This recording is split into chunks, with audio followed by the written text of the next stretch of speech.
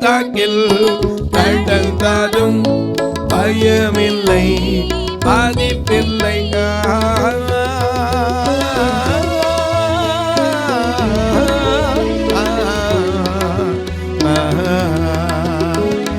பள்ளத்தாக்கில் நடந்தாலும் பயமில்லை, பாதிப்பில்லை. சொல்லுங்க, பள்ளத்தாக்கில் நடந்தாலும் பயமில்லை, பாதிப்பில்லை.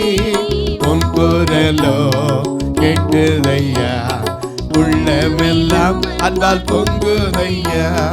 உன் குரலோ கேட்குதையா, உள்ளமெல்லாம் அன்பால் பொங்குதையா.